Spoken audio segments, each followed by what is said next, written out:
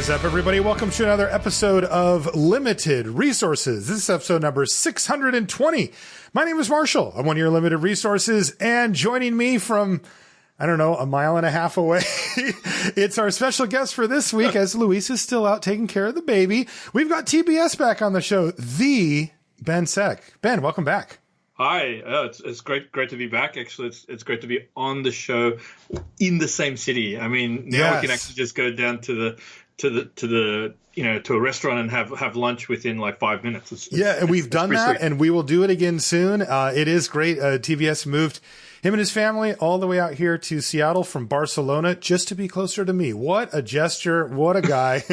And, maybe there was some other reasons too, but I'm going to ignore those for now. TBS, welcome back on the show. I know we're going to have a fun one. Before we get into our main topic, which, by the way, is our Q&A episode for the set cycle, with the compressed set cycle, we're looking at probably doing the Sunset Show next week. And Luis is planning on coming back next week as well. I told him, make sure you're good to go. But he said tentatively that was going to be the case. Hey, that means that our Q&A show just kind of gets brushed over. It's one of my favorites. It's one of Luis's favorites. I know it's one of your favorites as a listener, and I know TBS is going to love it. And we're doing it today.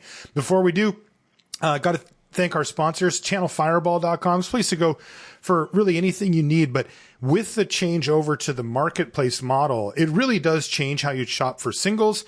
If you need specific cards for your decks and you head over to Channel Fireball, when you search for that single, it's now going to show you a whole list of vendors, not just the singles, but the vendors that sell the singles. And that way you can pick the one that you want. You can go for, the lowest possible price. You can go with proven vendors that you've gone to over and over again. You can even pick by what type of condition you want the card to be in, because of course they get a little cheaper if you don't mind if the corners are nicked up or anything like that. You have all those options available to you now at Channel Fireball. While you're there, you can check out the free content, the CFB Pro side of things, and even other games like Pokemon and Flesh and Blood, if you're into those as well. So tons of stuff going on at Channel Fireball. As always, make sure you check out the new marketplace setup over there. And if you do pick up anything, if you use the affiliate code LR at checkout, it lets them know that we sent you and it helps out the show and we appreciate it. The show is also brought to you by FTX. That's the safe, regulated way to buy and sell digital assets. What are digital assets? Well, they're mostly things like cryptocurrencies, NFTs, and then there's some new stuff as well that's attached to that.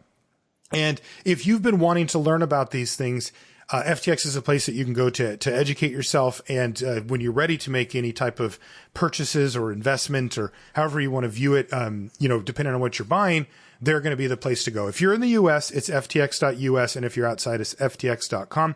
And as always, I want to remind you that if you are going to do investing of any sort, make sure that you consult a registered investment professional, which I am not, TBS is not, Luis is not. And, these can be high volatility. There's a lot to learn with this new world that they're going into off of this blockchain technology. And you really want to be educated before you do that. So make sure you do. One other thing that I wanted to mention, by the way, in regards to CFB is the tournament. There's CFB Vegas coming up, and I am going to be going to it. And TBS, I heard a wild rumor that you may be going to it as well. Is this true? This is true. Ooh. I was able to organize with my partner to get some time away from the kids, which is much, much more valuable nowadays because obviously, I have a kid at 2 years old and actually one at 4 months. So just a little bit older than Santi, Louise's kid. Mm-hmm. And so I've been given the go ahead and I can't wait to actually play Magic, IRL. And it's just been too long. I'm just really happy to see everybody and just I don't know, just be in the same space. I know I want to be as safe as possible with all the masks and distancing and stuff like that. Yep. But I do think that we're at a stage where as long as we take the right precautions, you're vaccinated and everything, it's a great thing to do. That's right. I'm going to be there too. Woody's going down. It's going to be really fun. If you want to find information on it, I'll put a link in the show notes for that. It has information about when it is, which is, by the way, November 19th through 21st in Vegas, but also about the stuff, if you have concerns over the safety, you can see exactly how they've laid out the protocols and how things are going to be ran down there. And, you got to make your own decision as far as that kind of stuff goes. Really excited about that too. And again, I'll put a link in the show notes. Last but not least, the Patreon, patreon.com/limited resources. If you want to support show directly, look, this is the lifeblood of the show. I'll be honest with you. Straight up, our patrons are the people who have kept this show going for as long as it has, and we are eternally thankful to them. If you'd like to become one, it's patreon.com/limited resources. Now, one of the cool things you get from that is you get to ask questions on the Patreon question of the week. We're going to skip that for this week because basically all of these questions are coming from that. And so what that means is, and by the way, I'm also going to skip the Crack-A-Pack too, because I want to answer as many of these questions as we can. And TBS, are you ready to dive into our they get pretty wild. And by the way, I'm looking forward to this. I'm going to make a rule, TBS. I'm going to give you a lot of power here. So sometimes when people ask us questions, they'll aim them at me or Luis specifically. And I've decided that since Luis isn't here, you get to answer for Luis. Any question that's aimed at Luis, you get to answer on his behalf. So use your power wisely. Hold on, I'm going to put my Luis hat on and make sure that I have everything like value and making sure everything is maximizing kind of how much food he can eat. I'm totally ready to be Luis. That's great. I need you to completely method act as Luis Scott-Vargas. All right, so let's jump in. Our first one comes from Eric Wong, who says, in Constructed, to get better at playing certain archetypes or styles of play, you're able to practice with the same deck over and over again.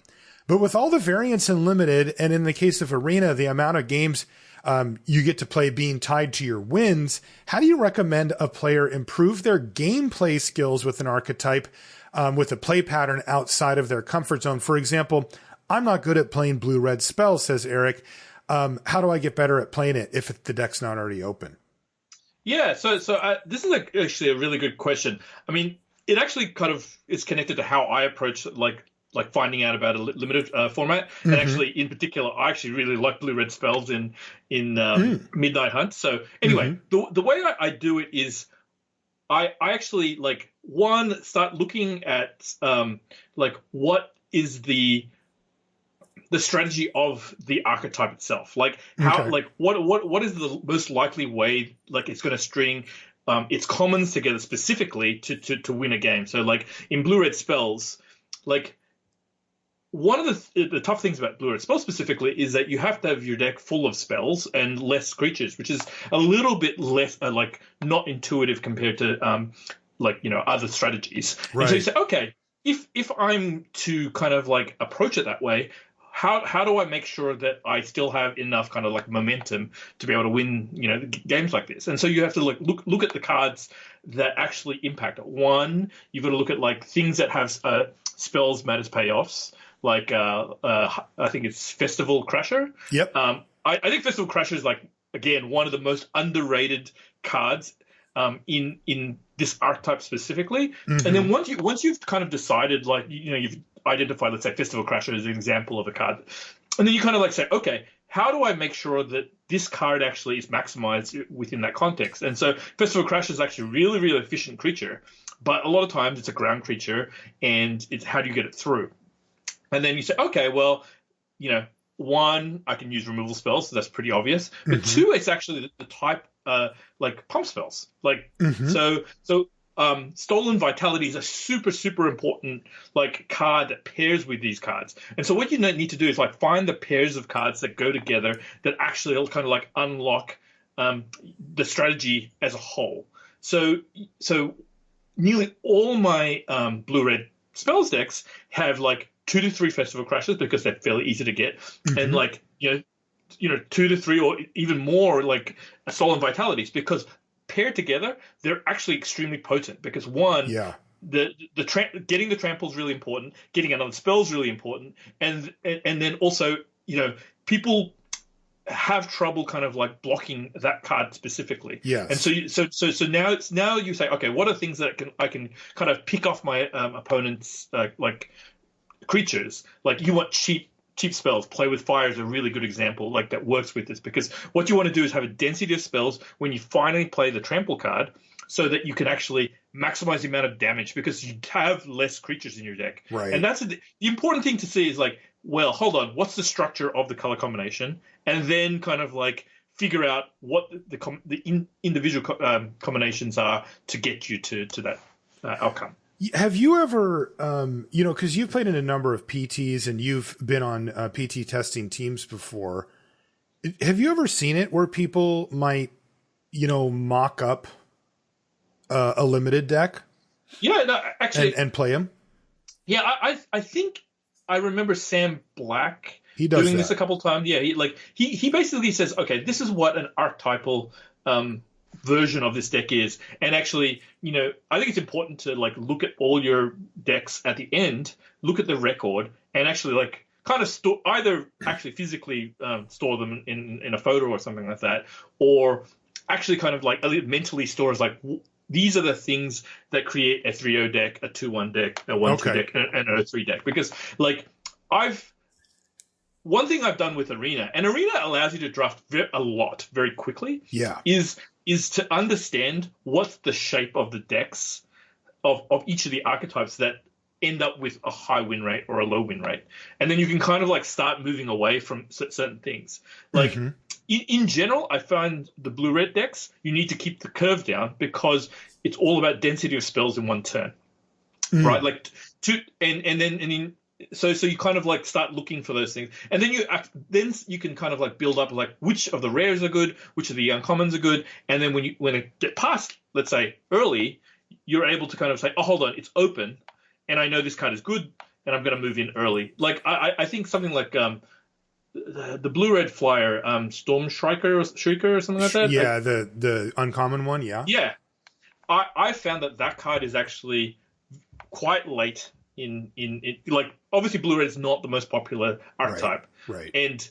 But if you can see one of those like fifth or so, right, it's a pretty good card. Like it's like, it's a flyer. It's like, and it can really like just close a game like extremely quickly, as long as you're thinking about like, the cards that go setting with it. That up. Yeah. Right. So, and then you'll see in the decks that you build, like, oh, hold on, nearly all of my 2-1s or 3-0s have this, this flyer in there. So it's like, okay, now you can start prioritizing in that way. But because I think what you need to do is like witness patterns in how the decks are being built, and like what's the land count, what's the spell count, what's the what's the curve look like, which creatures are really important. I mean, the farmer, what's the one that gets the land back? Eccentric farmer. Yeah, eccentric farmer. Like it's one thing that I realized early in Midnight Hunt is that eccentric farmer turned up in so many good decks. Yes. Like you just want to play it all the time.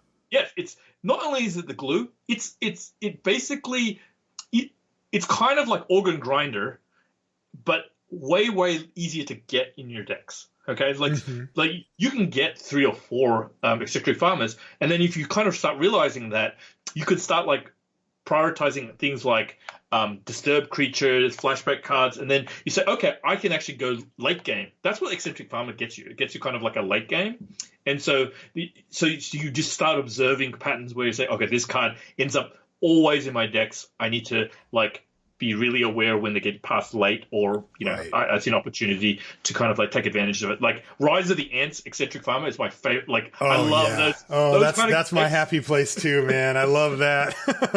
Rise of the Ants, I love it. Would you? So I'm going to ask. So look, if time is the resource that you don't have enough of, would you consider it reasonable or good to do some combination of this? So we have Sirkovitz on the show from 17 Lands, and one thing that he said he did kind of in lieu of doing his own set reviews was he has 2 other friends and they get together, and what they do is they have like a set rules, like number of commons, uncommons, rare, and then they build what they feel would be a good representative deck for each archetype, right? Something that looks like, hey, how does this look? Like, I want to build red-black vampires. How many are there? What does my curve look like? Are there enough to make this work? They gave themselves like 6 uncommons and 1 rare, and then the rest common, something along those lines. And they can only have a couple of duplicates, I think was the rule. Something like that, right? So something that would at least approximate what a B plus version of a deck might look like, of an archetype. Yeah, you can challenge each other on Arena, right? Like you and I tonight, we could just be like, hey, I built my versions of these. Let's compare and contrast, see what we think about them. Well, I built mine more aggressively. I feel it's a little more in the mid range. Okay, great.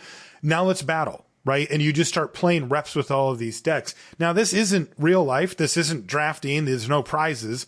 Do you think that would be worth it? Is there something to that?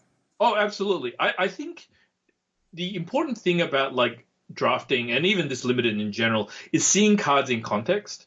And so just playing like sets of commons together that you think might be good, like is effective in like helping you understand what the pick order might be. Because it's like, again, you play Eccentric Farmer enough, you start realizing it's like, hold on, this is like always leading me to like the right type of kind of like, curve or gameplay or whatever. Like I absolutely think playing, you could even just like choose no rares, just uncommons and commons, and you probably have a good sense of like what is a typical version of these decks, because like the rares and mythic just don't come up enough. Right. Now, like if you're planning to go to a Grand Prix or whatever event that's highest level, like you're gonna have to know, because like those actually kind of like give you the spikes to get you to 3-0 and to get you to kind of like top 8 in those situations.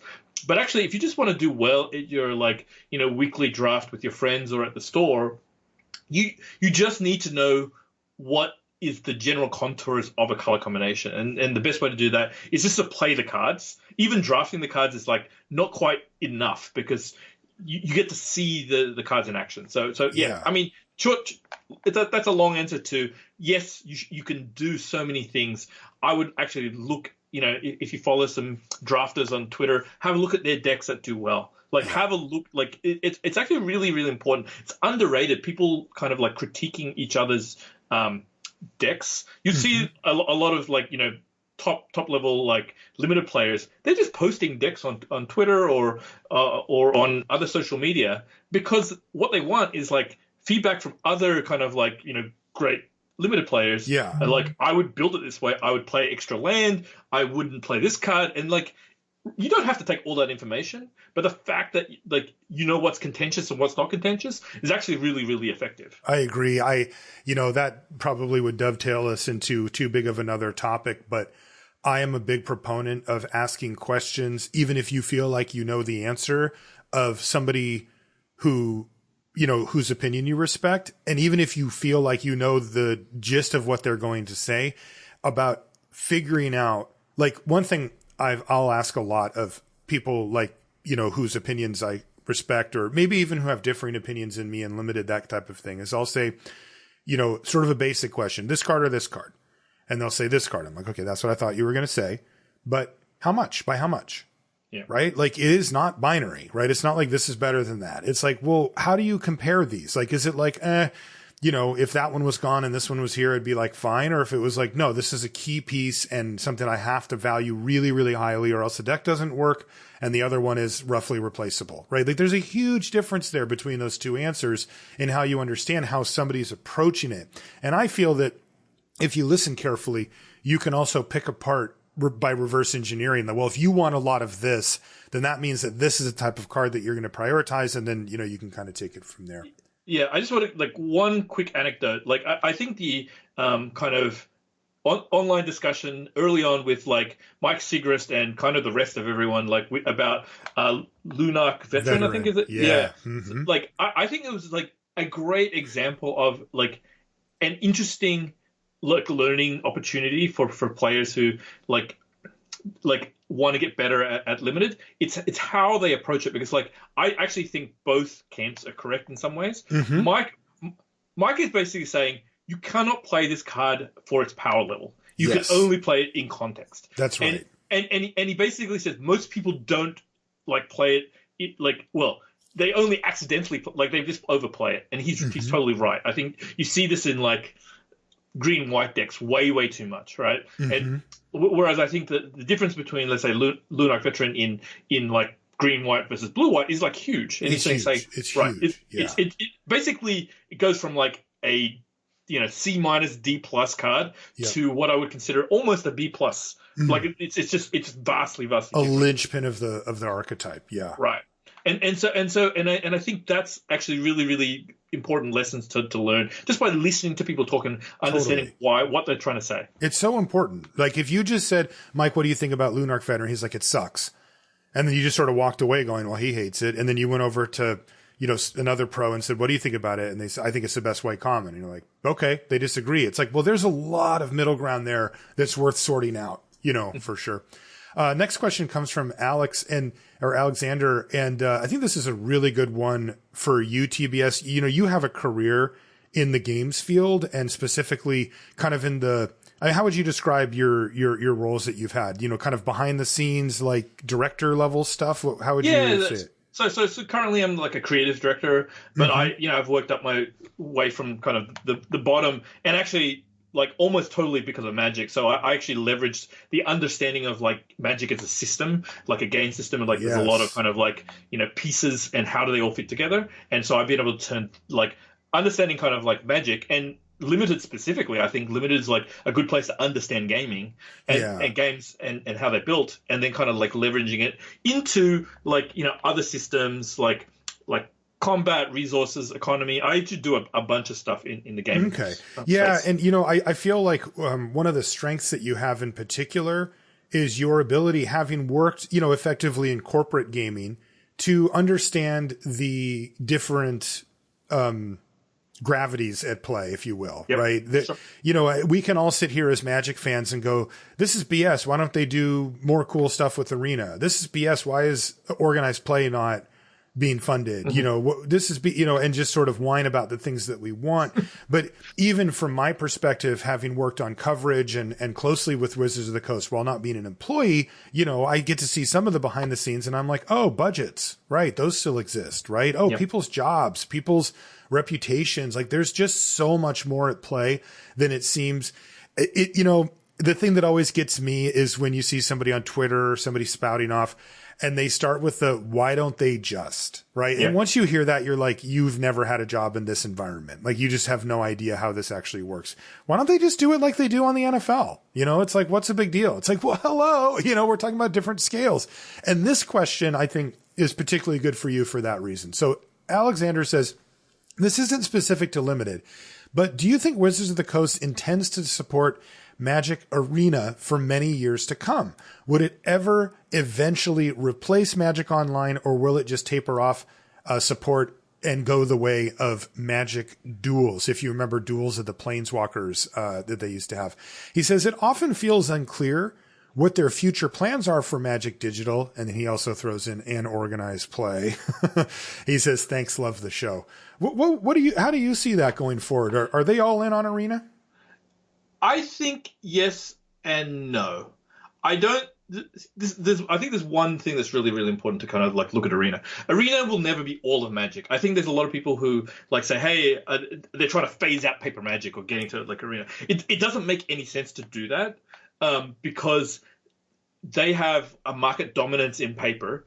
They make a lot of money at a high margin, to be perfectly honest, like with that. And like, why would you give up a market that you're actually kind of just winning? Right. Like unless it's fundamentally like stopping you doing other stuff. Mm-hmm. And I don't think it is. Like they can walk and chew gum at the same time. Mm-hmm. Now, one may argue is like, well, Arena's not as good a product as it could be.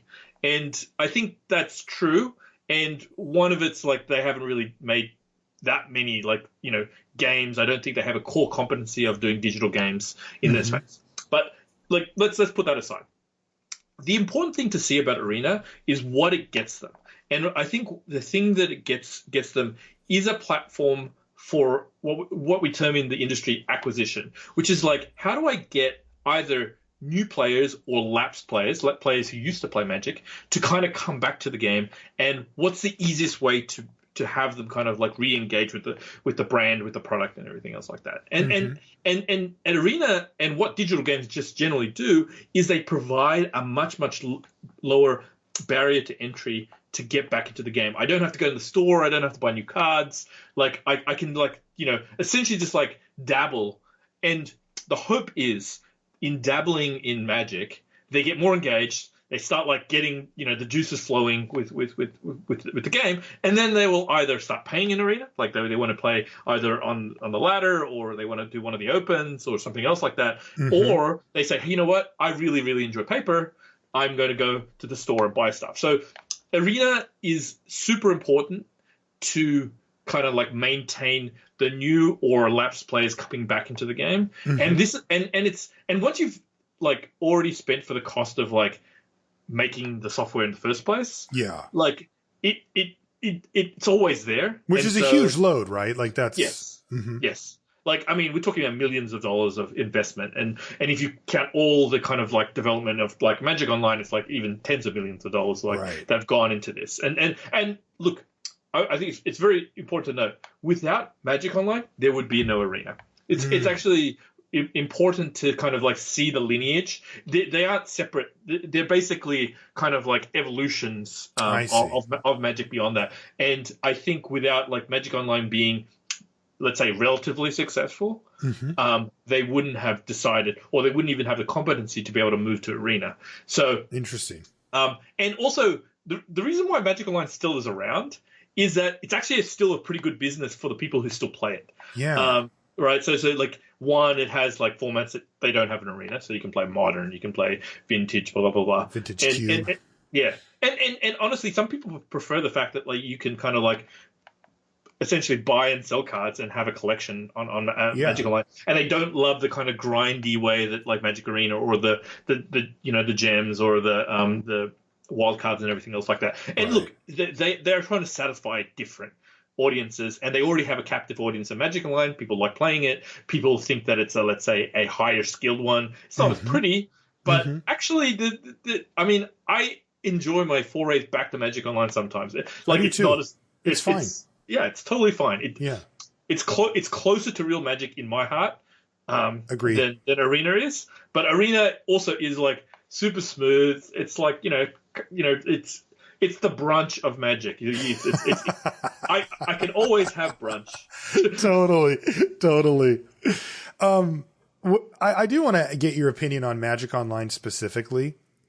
If you were in charge of it, like, or, not of it specifically, but of the group that it was a part of, at what point do you pull the plug on it? Like, is that even a possibility? They have all these digital objects. Like, it seems like a really awkward position for Wizards to be in, because if it stops making money for them, it's going to be hard to justify keeping it going. But at the same time, like, how awkward is it that they have people with literally thousands and thousands of dollars worth of, I mean, kind of like NFTs, these like non-fungible things that just, I don't know. What a nightmare, right? To be an executive for that. I would cringe at it, but you're the type of person that could find yourself in that spot. You work in similar ways at similar companies. What would you do? So, I mean, I personally have I almost definitely have like tens of thousands of dollars. Certainly somewhere in the five figures of dollars in Magic Online. As soon as it stops becoming a good business, they will stop it. Okay. It doesn't make a lot of sense. Like, yes, there'll be some blowback. When it gets to that point, it's going to be a pretty small player base. So the effect, like, the optics of it are bad because people, have invested and they say, hey, these are my objects. But like, honestly, the modern kind of landscape about digital objects has changed. Like, there's no expectation that they're forever. Like, when they started Magic Online, they kind of like, it's really important. Like, so Magic Online started in the early 2000s when 2002, right. The concept of like digital objects was like basically crazy. I remember that when they said we're going to sell boosters at the same price as physical boosters, I was like, what the hell? That is not going to happen. and they totally did. They did, and I actually think it was really revolutionarily smart. And actually, it's not until NFTs right now, in recent times, that I think the rest of the world is like starting to clue in on it. Yeah. Like, it's not exactly the same. I mean, the technology is fundamentally different. The concept is very similar. And so, anyway, but Wizards of the Coast and Hasbro is a business, and they'll basically do a calculation. It's like, how many players are we affecting, right? Like, how bad a media blowback is the thing. Now, I wouldn't say that Wizards is the best at controlling the message about these kind of things. Yeah. But I don't think they're irrational about the business of it. And so I think what they'll do is that they will probably pull the plug at some point. And they'll probably make some outreach to kind of like making, I wouldn't say people whole, but like, maybe you get a bunch of gems on Arena. Maybe there'll be some sort of like, kind of like wind down, there's a case to actually kind of like move it off to a server that doesn't actually improve. So this is like, kind of sunset it, but let it live. Mm-hmm. It still lives. There's a lot of old video games that do this, where there are like player-run servers, or kind of like another organization basically like runs that. I think that there's a case for doing that. Interesting. So there's a couple of strategies, but to be clear, Wizards will cut bait as soon as, like, on their particular part of the system, as soon as they see that the curve, basically the cost to do it, like, basically goes under the money they're making. But okay. Magic Online, like, one of the interesting things about like Magic as a digital product is that in normal video gaming, you have to incorporate the R&D cost of like creating content within the team. The one thing is, because Magic is multi-platform, essentially the cost of making Magic cards, like the design part of it, is actually borne by paper. Like, paper is actually like probably the cost center, let's call it, right? Like, for people who understand kind of how these but like if they had to like charge it to a department, they're charging it the paper, because paper is like the clearest place to charge it to. Okay.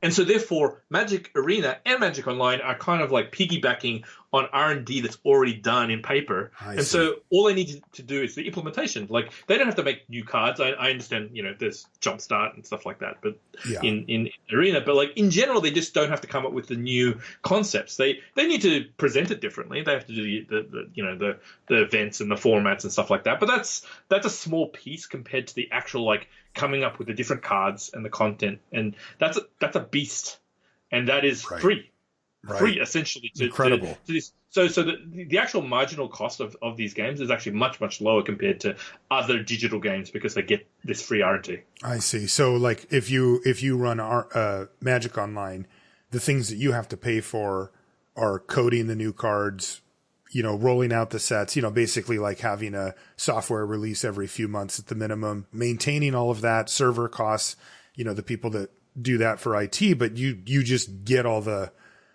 new game pieces to sort of just show up, and you just have to figure out how to implement them. Yeah, right, that's interesting. Yeah. So therefore, like, Magic Online is going to be a reasonable bet for a while. Do you think it's I think one paradigm that people often miss, and I want to get your take on this again as somebody who's kind of been in these type of buildings before, is, Wizards is owned by Hasbro, and Hasbro is a publicly owned company, and that produces a pressure, right, to never have products that don't make money, right? Like, that's, any type of long-term bet that's just like, well, it doesn't make money, but we really like it. Like, it's just completely off the table. And then also to continually grow, right? Like, it's not just about making money and maintaining that. It's about making more money than you made in the prior quarter. How much of that is it fair to put Wizards under that paradigm? Oh, absolutely. I mean, I think I obviously haven't worked for Wizards before, though I know a lot of people there, and so I'm going to extrapolate what I think is happening. So the direction from Hasbro is very rarely on you should make a product with vampires. Like, they'll never say that, right? Hasbro's like, hey, like, what markets are you trying to get? Yep. I like, and so like they just look at it in these kind of very, very high level concepts, like, oh, we're trying to get people who don't play Magic, or we're trying to get people who have played Magic for 20 years, and they'll like think of things in these kind of broad terms. And ultimately, you're right, they're just looking at like, can Magic one make a lot of money, and continues to make more money, and like you won't. A lot of the pressures on the Wizards like executives is kind of like trying to read the tea leaves a little bit about what Hasbro is actually wanting. Like, one of the reasons you see a lot of like new products in Magic, like the secret layers, tons of new products, right? Is because they realize that the market of Magic is much larger than, let's say, just the core sets. Right. Like the types of people who care about it, like, just go beyond that. There's collectors, there are like casual players who like Commander specifically. Right. There are like, and for the longest time, Magic R&D was like kind of inbred, for want of a better term, into like people who are like really engaged with like competitive play. And so now you can argue whether they've calibrated correctly about like what the amount of products that go into all these spaces, but I don't think you can deny the fact that they're making a lot more money than they ever have. Yes, right, for sure. And so, and who knows if it comes at the cost of like long-term growth or something like that. Could. I think there's plenty of good arguments on both sides of it, but they are under pressure to try and like make the game grow, because that's kind of how honestly the American capitalist system works. Like there is kind of like a desire to, like, can you make more money? And now it's up to the executives to kind of say, like, how do we make more money without like compromising the product itself? Right. And the way they say, okay, we don't compromise it because we're going for different people. If you don't want to play Commander, don't buy the product. Right. There's a total reason why there's the case. Now, I think there's some, discussions about the finessing of these products and like keeping it all in your head, and like, should we be able to play this stuff in Legacy, or can it be draftable, and all sorts of stuff like that. And like, I think there's a reasonable arguments and reasonable discussions to have. But like, ultimately, I don't think you can fault Wizards to want to grow the brand. And ultimately, for all the players, it is better that they grow the brand, because the longer they can grow the brand, it's the longer that Magic can exist as a viable game. That's right. Right? As soon as Magic gets really small, or like starts being really expensive to make, like, that's when Magic starts dying. That's right. And so we should be happy that Magic is growing, that's achieving more people. And yes, maybe the flavors of Magic aren't my favorite, because like I wish there was like, an active Pro Tour and things like that, and hopefully there will be again. But if you're comparing it against like Magic not existing, okay, I'll take it.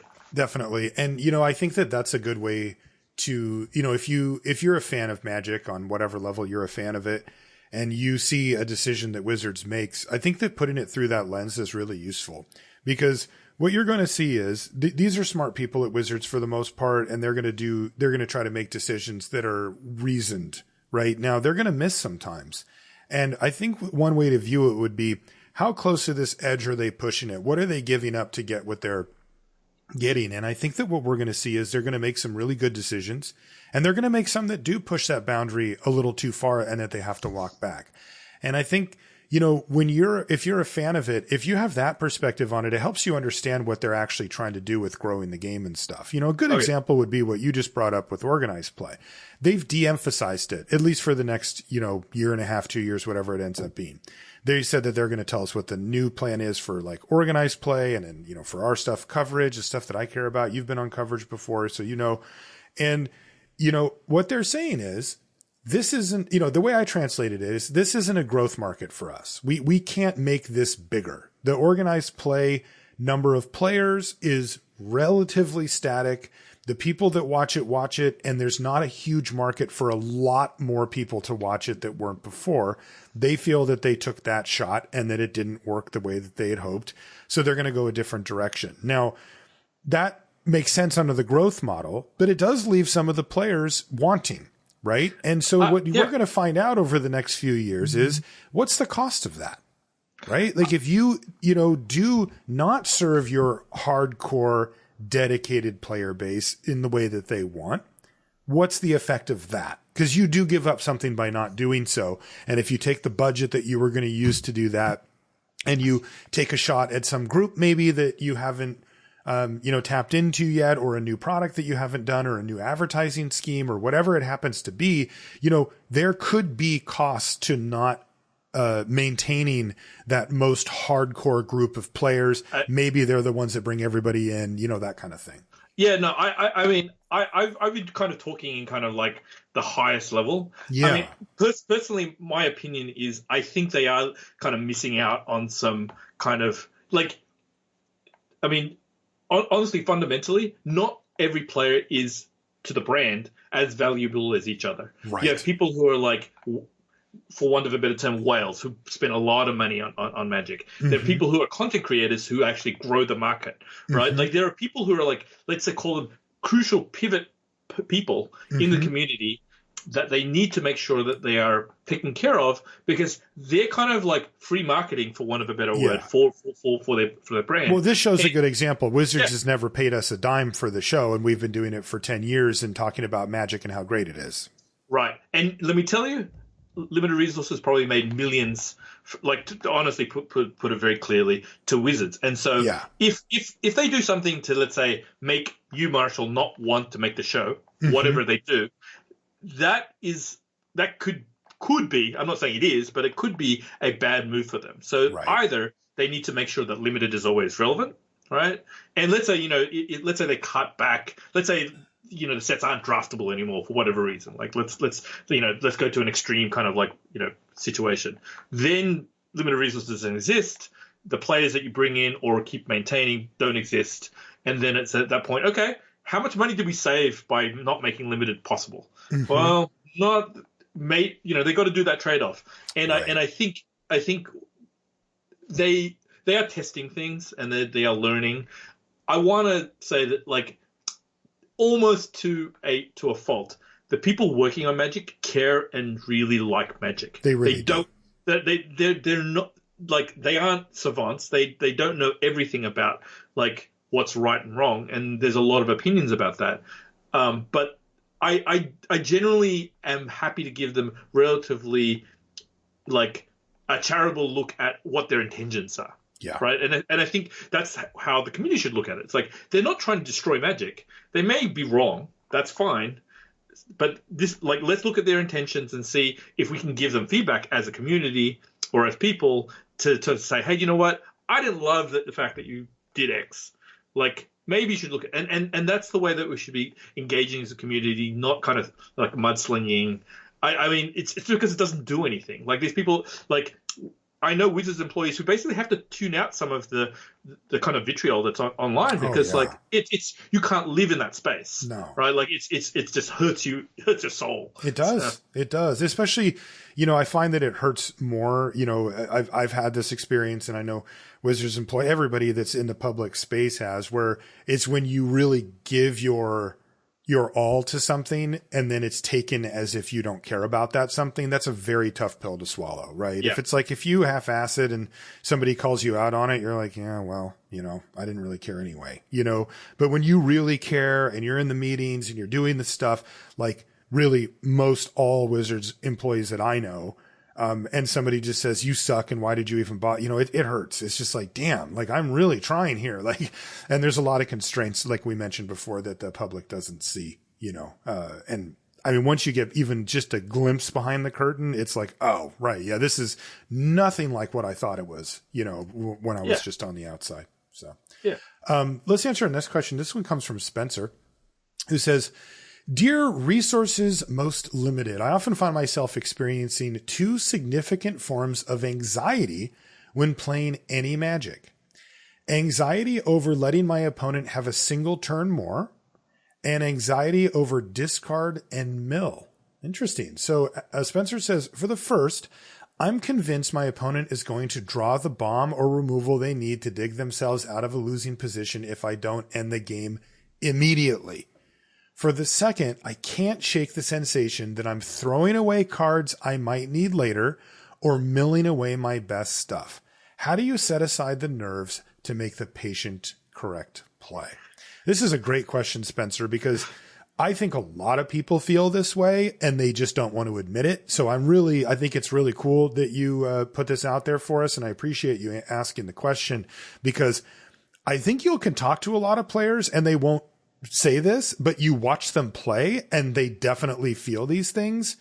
So yeah, what do you think about this? There is these kind of, this kind of falls under this broader category, right, of this sort of cognitive dissonance thing that happens where our brains are telling us one thing, but they don't line up with rationality. They don't line up with the numbers or the reality of it. Yet you have to recognize when your brain's doing that so that you can kind of combat it. What do you think about these anxieties that Spencer's feeling? Yeah, so there's a couple layers of this. And firstly, is the anxiety in general. I think the easiest way to get rid of kind of like Magic anxiety, at least in my head, is that Magic is a very, very long game. And I don't mean like individual games. I mean, as in like the journey of being a Magic player and trying to get better is a long journey, and it's going to take a lot of matches. Okay, so you kind of have to like say, okay, this is one match and I lose it. This is one tournament and I didn't win this one, and try and like, I know it's a cliche, but like try and learn from each little step. So you can't like put all the eggs in the basket of the match you're playing. Okay, so try, like, I know, again, I'm not saying anything that isn't kind of like in every kind of sports psychology kind of thing. You got to kind of like look at a longer like term and how you're getting better. But I know that's not that useful because you hear it a lot. Now, the other piece is that what you need to do when let's say you're worried about bombs and things like that, if you can think of things in terms of probabilities, it's like, okay, what is the chances like that the player has played in a certain way that they will have this bomb, right? So like that's the one thing that I think is actually missing from a lot of players kind of like next leveling themselves in competitive limited, is that like if someone has a bomb, they'll play defensively because like they'll, You mean if they have it in their hand already? No, or like you need to get these kind of like silent cues from them. I see. Like, right, because one, do they have it in the hand, right? So you can kind of like figure that out. That's actually a little easier because most people actually kind of like signal very clearly if they have something in their hand or not. It's actually something that I think it's the difference between like the great players and the good players is like they can kind of figure out, it's like, oh, hold on, you have the Dream Troll in your hand because you're kind of like trying to like just buy as many turns as possible until you can just slam it down and win the game. So that's one that you can figure out. But like I think the next leveling is that what is the strategy of the player? Are they trying to kind of like, drag the game on, or are they kind of like, making interesting plays such that they're trying to set up this bomb? If they're not, don't live in fear of that, right? Like play to try and advance your strategy much more than be reactive to the opponents. And that actually falls into the next thing. You need to be like crystal clear on how you're going to win the game, not how your opponent's going to win the game. I understand that they are one and the same in some ways, but like make sure that you have your strategy kind of very clear before you start worrying about your opponent's strategy. And so I think a lot of players kind of like think about like their opponents way too much and not enough about like how to put together good sequencing, good kind of like strategic thinking about something that you actually have full information for. You know what's in your deck and you know how you're going to get there. And so like if you concentrate on your own strategy a little more, you can have a little bit less anxiety for your opponent's one. Now, I don't mean that you don't react to them when something happens, but like, really, really make sure that you're kind of like building up and you kind of say, okay, well, I'm covering all the bases that I can see in front of me right now. Yeah, it's really, when it comes to things like anxiety, right? I mean, just definitionally, anxiety is, oftentimes defined as, fear of the unknown or fear of something that you can't control, right? It also often presents itself in ways that are irrational to your brain. Like, a good example might be like, I want to go on an airline flight, but I'm having a lot of anxiety about flying, right? But I could also ask you, well, how often do planes actually crash or people get hurt on airplanes? And it's like almost never, right? It's like heavily regulated industry. They have to do all these extra checks. Like it's very, very, very, very rare. You know, the line that everybody always gives is, you know, you have a better chance driving to work of getting hurt than you do on getting on an airplane, something like that. Right. Yeah. And, you know, so that same person can tell you, well, I know I'm not actually going to, but I still have the anxiety. That's what it is, right? It's this irrational, aspect of it. And, you know, I think what Spencer's feeling is similar. You know, you have a chance to maybe close out a game, but at great risk to yourself without letting them have one more draw step. And Spencer is putting a huge amount of extra weight on, I can't let them draw that card because I'm going to get burned. They're going to draw their bomb or the card that they need. I'm going to get top decked on and I'm going to lose.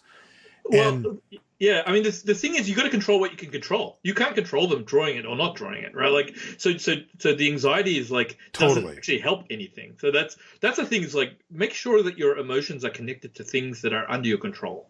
Right. That's actually like really, really important, like life lesson in general. It's like, if you can't control it, don't let that fear kind of like overtake you because you can only do what you do. That's right. And, you know, I think one way to reinforce that idea, right, is I believe that this does fall into that category of the cognitive dissonance stuff that we talked about before, where it's like, you know, we talk about things like that on the show. In fact, this show's almost bedrocked in these principles, you know, things like results oriented thinking, best case scenario mentality, these fallacies that our brain throws at us that can reinforce these anxieties. And here's a good example of that. If let's say Spencer plays 15 games of limited and gets himself into a position where, you know, he's about to win, but his opponent gets one more draw step. You know, his opponent draws his card, says, good game, shakes his hand, we're done. Right. Next game we're playing, she draws her card, shakes her hand, done. Right. Miss. And Spencer's brain will be like, okay, I'm good. Like nothing bad happened. Move on. But not really focus in on, okay, they didn't draw a bomb. I didn't get top decked. I let them have a draw step. And of their 27 remaining cards, they drew one of them. There were 3 that were relevant and they missed. Right. And that's fine. But the one time that the bomb comes off the top, it's devastating, right? You're just like, oh my God, like I shouldn't have let them have another draw step. And, you know, and now I'm going to lose. And I had this game and I was so close and now it's over. And I don't want that to happen again because it hurts so much. Right. And I think that it's useful to pause for a minute when your opponent didn't rip what they needed and don't think, oh, I got away with it. Thank God. But actually go, interesting. So they didn't. I was worried about it and they didn't. And I'm just going to sit here and go, all right, so it was okay. It actually didn't happen that time. And I think that when it does, you go, all right, well, I noted the last 6 times that it didn't happen. And now my opponent hit and we've got a game to play here when I was, you know, way ahead. I can live with that, right? It's okay for your opponent to win sometimes. And I think this is even more so, you know, with the second example from Spencer, because this is where the real irrationality comes into play, which is, you know, Spencer categorized it as discard and mill, right? Like, meaning Spencer's feeling anxiety when you go, I'm going to play this card that says when this ETB's mill yourself for 3, right? For people like you and I, Ben, we're just like, great. You know, that probably has some upside to it, actually, right? But what Spencer's thinking about is reaching for the library and going, oh my God, please don't mill my bomb that I need or the removal. And then you go like mill. Oh, and there it is. And then once again, you're in that exact same scenario where you kind of gloss over it when it doesn't hit. And in fact, it was very good for you because maybe you had a graveyard synergy or heck, maybe you just milled away 3 cards on top and now you're one step closer to that bomb, right? That's just as likely. And you don't really, you know, focus on that part when you get away with it. You only focus on it when it like devastates you and you feel terrible about it. Yeah. I actually, just with the mill analogy, I just want to like give Spencer a way of framing it. You actually have perfect information about the knowledge of your deck. So you know what's in the 40 cards that are in your deck. Yeah. Whenever someone mills you, you actually get more information. Your opponent actually gets less information than you do because you know exactly like all the probabilities like have changed in a way that you understand almost complicitly because like it's like what's in your deck, and so that's a cool way to look at that. Right. Just say you gave me more information. I'm not going to draw this card, so now I can reform my plan, or I can plan for even higher percentage chance of actually drawing my bomb if they didn't get milled. Like use the information to your advantage because the information for your opponent is almost definitely less valuable. All right. So and that's, you're getting into the nitty gritty. There's also just the bare upside of it. Like take a set like the one we've had, and many have graveyard synergies. This one has very strong graveyard synergies with Disturb and Flashback. But I mean, if I could mill myself for 3 onto most spells that I cast in the format, I would do so. Because it doesn't matter unless you get completely milled out, and that almost never happens. And you're just getting value. You're just getting cards going in. So you should be excited to be milled at almost any point. And in most sets, that's true. Yes. I mean, think about this. How often has you actually targeted your opponent with Drownyard Amalgam? Right. Totally. 0%. It's you. Because you're just like, I don't want to give you a Disturb card for free. Right. Like, and if that's the case, then like you got to think of these as opportunities rather than costs. That's right. And that's a great way to frame it. Because I think if you can get over that, I mean, all of a sudden the anxiety goes away. Right. Because you're just like, sweet, I get to mill myself. Right. And you recognize that there's some risk. It's not all perfect and, whatever. But I mean, again, the last thing, of course, is to try your best, Spencer, to think of things over the long term. Right. This is good for you long term. That doesn't mean that any individual instance will turn out the way that you exactly wanted, but you have faith that over the long term, this will work. It's kind of the thing that a lot of people have a hard time getting their head around, right? Is somebody comes up to you with a coin, right? And says, I'm going to flip this coin, but I'm going to tell you that, 80% of the time it's going to come up heads and 20% is going to come up tails. And like, you believe them and it's legit and that all works and everything.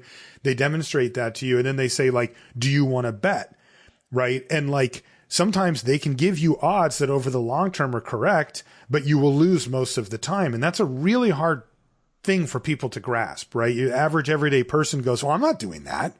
Like, I'm going to lose. And you're like, no, but I'm giving you a percentage back on the difference. And you should do that as many times basically as you can. And people will be like, no, I'm 75% to lose. I'm not doing it. And I'm like, well, what if I'm giving you 50-50?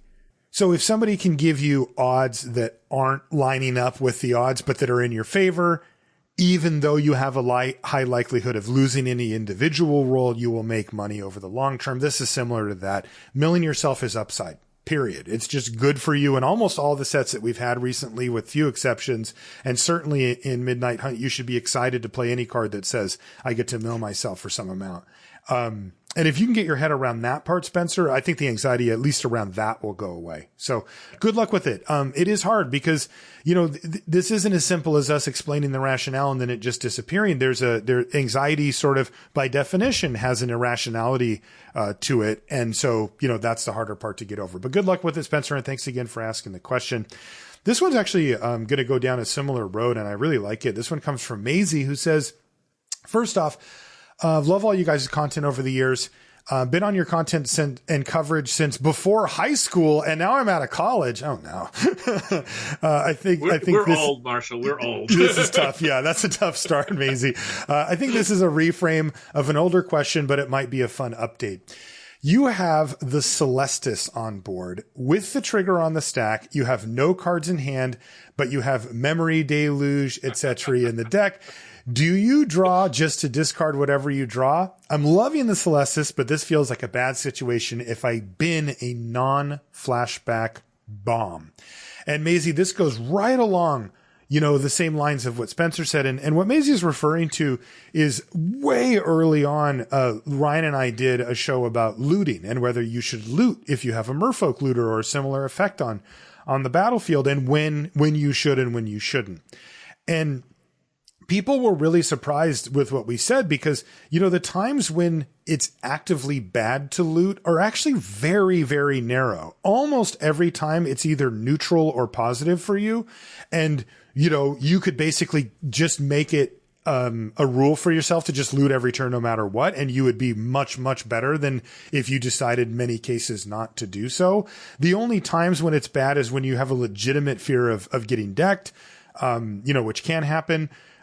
So you have to manage it in that way, but that has to be like, really it's going to happen. Like a lot of people underestimate the fact that the game ends a lot sooner than they think when they get card filtering. That's as powerful as looting. And then also, if you have literally your 2 best cards left in your deck, you can loot still and not really lose much, but it's not really gaining you much either. It kind of depends on your land spell ratio or something like that in your deck, and it becomes very marginal. But people are really scared to loot. Our friends, TBS, Luis and pros and stuff, they get it. They'll basically loot whenever given the chance for the most part. But average players will pass it up a lot, like way more than you think that they would. And it's usually incorrect. It might not be that incorrect. There's many times when it's pretty marginal, but it's almost never a big mistake to loot. Yeah, I mean, again, it just goes back to the fact that, like, how often are you decking yourself? Because that's really where we're getting that. Yeah. And because the common kind of answer to this is, like, the best card could be the card below the card you looted. So you actually get to it one turn faster. And it's going to be true as many times as it's going to be on the bottom of your deck. So basically, you should loot because, 1, it's more information. 2, especially in a set like Midnight Hunt, where there's graveyard synergies, you always want to loot. So, if you're talking about Mammoth Deluge, like, well, that's likely to be one of your best cards in your deck. I mean, I will say that, like, I think that the fear of decking does kind of go up with certain strategies and things like that. So, especially, like, I mean, I've decked myself quite a reasonable amount in this format. Not as much as the original Innistrad, but like some. Just you just have to, like, understand that happens sometimes. And in most cases, if you didn't loot, sometimes you just wouldn't have gotten the card quality that you hoped. That's right. You can prolong the game by just not getting to your good cards sooner anyway, and you were just going to get to all of them no matter what. And so you were either going to win or not, and it's better to have them sooner. The key here, though, Macy, is that we're not talking about, well, I might mill my bomb. That is not an equation. There is just as likely a chance that you get one step closer to your bomb than you loot it. So that's not a problem. And I really like the example that Macy gave here. Because if you have a card like Memory Deluge in your deck, then I am just looting every single time. Like, again, unless I'm going to deck myself, which is a rare occasion, I am on, like, that's all I need is that one card in my whole deck. And it's like, yep, I'm taking the upside here of trying to get that card into my graveyard. So really good question. And I think it goes along the same lines as what Spencer said, which I think makes it interesting too. Next one comes from Ryan, who says, what's a good way to evaluate cards for synergy? Often I struggle with how to evaluate cards when they synergize with other, and often find myself picking more straightforward cards early in the format, like efficient creatures or cheap interactions. What should one look for when evaluating the quality of synergistic cards? And Ryan says, Mana War forever. Love that, Ryan. That's right. This is really the challenge, right? I think that, one of the roles that we have on LR here are the set reviews, and those provide you, at bare minimum, the cards in a vacuum and their power level so that you can avoid pitfalls and kind of get a leg up on the competition. But we already are trying to contextualize the cards even during the set review. It's difficult because you really don't know, what fits where and how well it fits in until you got a chance to play with and against the cards for a little while. But even then, that is the challenge that we face. And that's why when you listen to the set review, we'll give the card a grade, but we'll often say, we'll put modifiers, we'll say something like, well, if the blue-red spells deck ends up being pretty good, this card, name a card in the set, whatever, then this is going to be one of the key cards. But if that deck isn't good, this card doesn't stand up on its own, right? Like that's a good example of something that we might say during the course of a set review, because I actually like your strategy, Ryan. I do the same thing. I just take the good cards early and then kind of feel it out. Once people start beating me with stuff, then I'll go down that road. The exception I make is sometimes I will go all in on an archetype early and just take like ignoring, raw power level and just say, I'm just going for it. I'm going to draft this storm deck or whatever and just see what happens. And that you can learn a lot from doing that. But generally, I feel that you give up win equity. So if like gems are important to you on arena, and you're, saying, hey, this is my one draft for the week, I wouldn't advise it because it often just crashes and burns because, you're kind of going all in and forcing it. But for the most part, I actually like your strategy, Ryan. And I think you can evolve from there as you see how the synergies fit, because I don't really know a way to know them up front. So I have a little bit of a hot take and a different perspective. Oh, give it. So I actually, I mean, and this is kind of dependent on your, like, let's call it gem situation or money situation. But let's say your goal is just to learn the most, right? Okay. Mm-hmm. I go all in way more early because I think it's important to know the extremes of a format. More like I can evaluate kind of the bread and butter pretty much based on heuristics on how Magic is and how Magic Limited is. Using your experience. So, right. Yeah. And I think, and even using like guides such as like the set reviews that you guys do or, other people do as well. Like you can essentially like understand kind of like power levels and vacuums. And so, I think that you don't need to actually relearn that for every set most of the time because they're like within a reasonable like power band, right? Like a removal spell that does something like, that costs 5, like that's an instant kind of like works the same way in most of these formats. Like it does, there's a difference between letter grade, but like not by maybe a single letter grade of difference. The places that actually make the most difference in kind of like really fundamentally understanding a limit format are on the edges, right? Yeah. As in like, what are the extreme synergies that I can actually do? Like, what are the cards that look weird and I need to know the context? And I need to find that out as fast as possible because the longer the format goes, the less like I get the informational advantage because eventually these like really, really extreme synergies become kind of like known and people will start like gravitating towards them. And the value in a limited format, especially a draft format, becomes much less. Like, I see. So what I like to do, and again, this is given that you have, let's call it infinite gems, right? That is to actually push those things because like those are the things that are less known. And so I want to know them before everyone else does so I can kind of take advantage of that kind of like knowledge asymmetry. Yes. So again, it's a different strategy and it really kind of like requires you to kind of like not care about your win-loss ratio at the beginning of a format, but it allows you to gather much quicker information if you feel comfortable about like the general heuristics of how a limited format or how limited goes in general. So like if you've been playing for years and years and years, this is a strategy I kind of advocate. And I think if you're like just a casual drafter, no, I think, bread and butter is actually a reasonable way to play. But like, again, it kind of depends on what you're going for. But I do actually like going all in early because I think that's when you find the most information out in a format. And it's actually when the information is most useful because draft is an inherently balancing kind of like format. And as people figure out what the best color combinations are or what the cool build arounds are or whatever it is like that, they become less useful. And so, and like one thing that I like about blue-red spells is that I can actually, it hasn't got popular yet. And I think people haven't figured out how to draft it yet, which means I can replicate the draft multiple times. Right. I get 4 Festival Crashes, 4 like Stolen Vitalities, like often because like the draft hasn't adapted.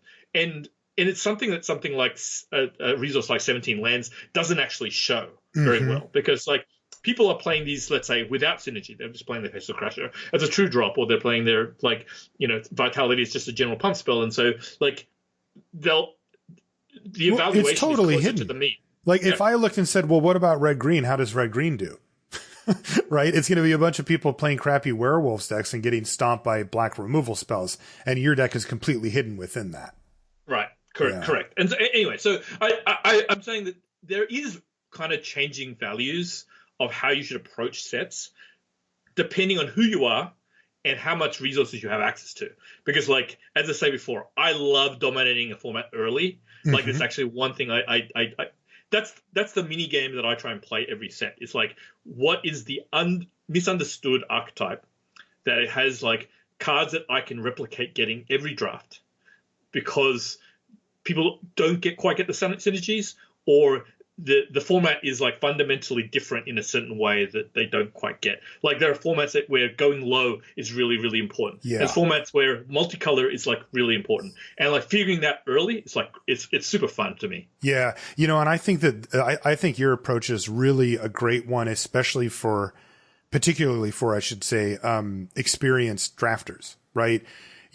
You get to leverage a few things by playing this, right? You're willing to give up something in the short term for something in the long term. You're willing to say, well, that didn't work, and just bounce out of a draft and be like, next, right? You're also leveraging your earned skill set, meaning that you will win more than the average player because you're a really good player. And that means that you can fund future drafts based off of, even if you get kind of a shoddy deck where you're like, yeah, that didn't really work, but hey, I scrapped out 4 wins. I got my gems back and I'm back in the queue again and don't have to worry about that. Right. Where I think if you're more like of a learning player, you're going to really burn through a lot by playing that way. And that I know that, a lot of our audience drafts once or twice a week, something in that way. And that wouldn't be the way to do it. But I think that, look, I think one way to frame what TBS said here is, of the good players, the players that are established, the players that have been drafting for years and years, we know when we see the black removal spell for the set that it's good. That's a known quantity. That you're not going to get an edge by knowing that over other good players, right? But you will get an edge by knowing that Festival Crasher is better than it looks and actually has a home in the format, because it doesn't look super good. And the good players are just going to take the removal spell and move on and whatever. So I like that. The information asymmetry part really stands out. Next question comes from AW Cheese, who says, Marshall, you have a deep, sexy radio voice.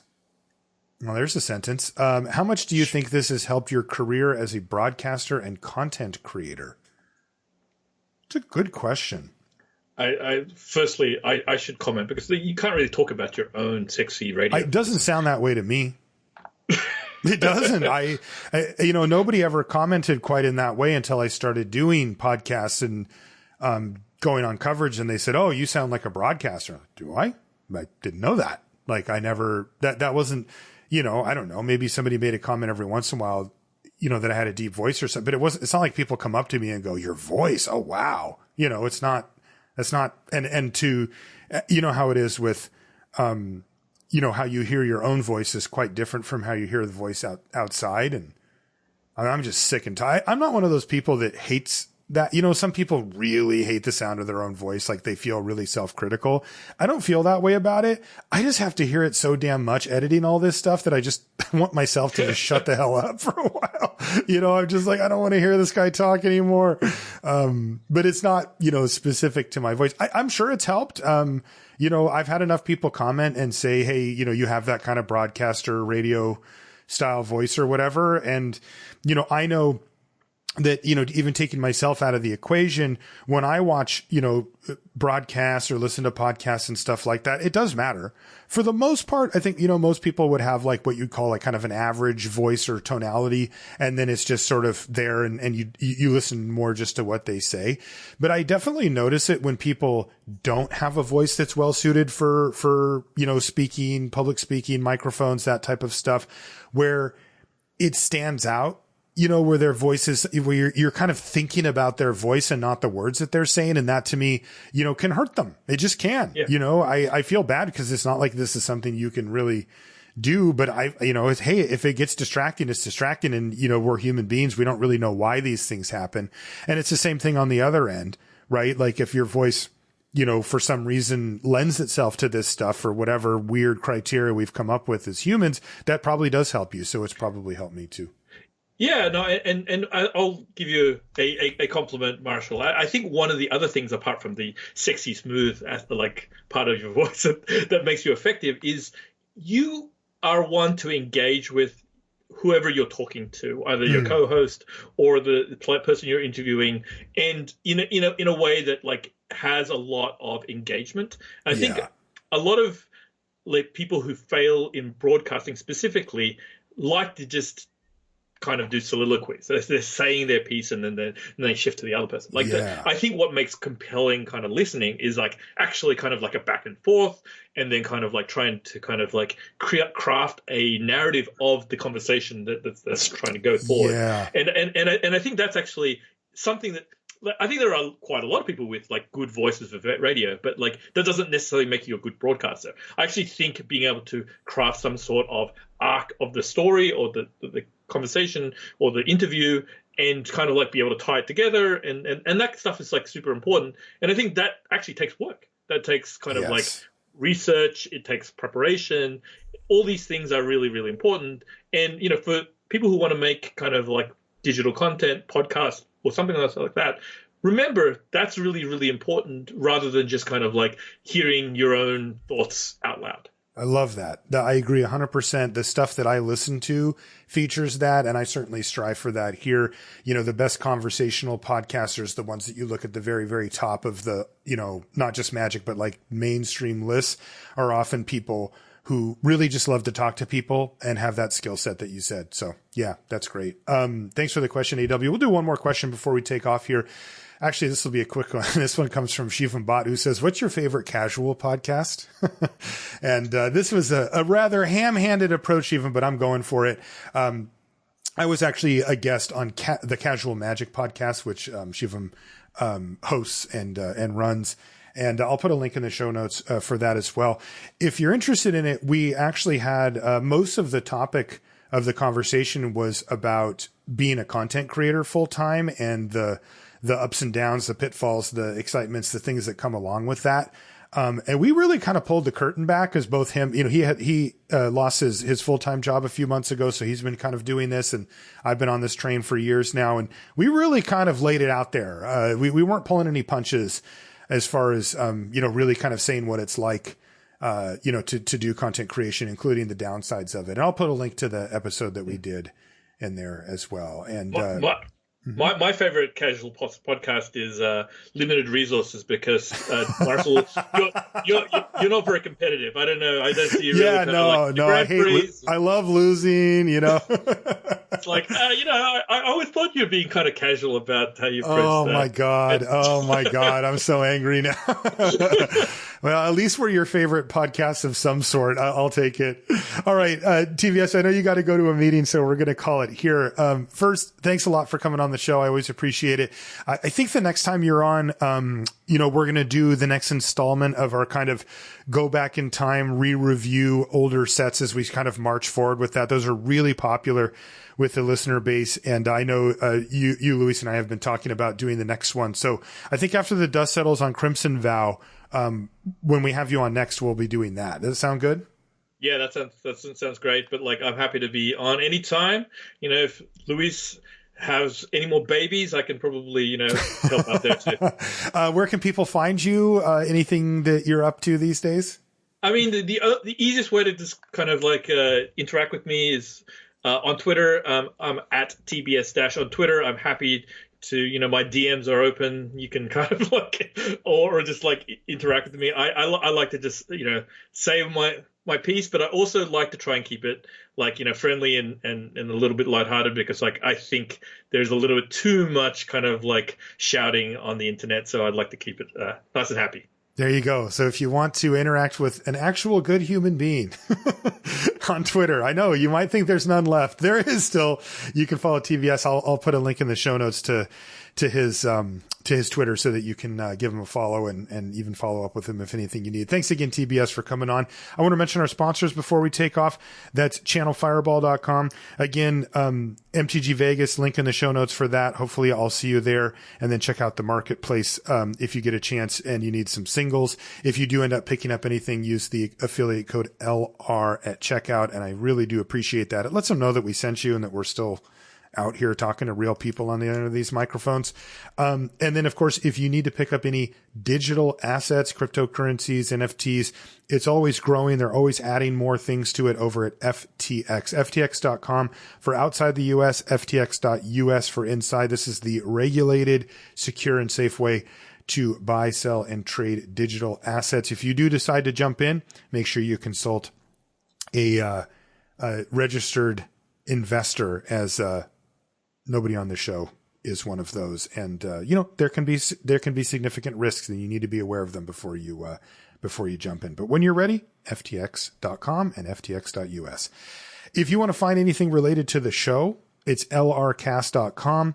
And if you want to find me on social media, I'm Marshall_LR. I hope to see you there, and we'll see you next week. TBS, quick sign off. What's your go-to quick meal to make if you just need some lunch and, aren't going to go do a store thing? Like what's something that, or it can be any like dinner, lunch. Are you spaghetti guy? Like, I know you're a really good cook. I've had your food. What do you go to? I generally, I like fried rice as a go-to. Yeah. Killer answer. And actually one thing that's underrated, I think kimchi fried rice is actually really easy to make. Okay. At what point do you incorporate the kimchi? That's what I need to know. Right. So usually the way it works is that one of the great things about fried rice is it's a great kind of leftover thing. So you can kind of like start like either extras from last night's dinner. All you have to do is like chop up, just some new veggies and like mix it all together. Add the rice at the end, and it's also really important that you use kind of like older rice. I think it's like great thing about fried rice is that if you had rice the night before, like the day old rice is actually perfect for fried rice. Yeah. But you should. What I think is really, really important is you actually put in the kimchi before you put in the rice, because what you don't want is a soggy fried rice. So you need to kind of cook out all of the liquid out of the kimchi. Also chop it up, actually. If you can put it on a chopping board, chop it up into little pieces, add a little bit of like ham or bacon and some, carrots or peas or whatever you want to put in. Then cook it down until there's very little liquid. Then put the rice in. Once you put it on the rice, then put your soy sauce. Then you're good. Okay, that sounds great. Thanks, TBS.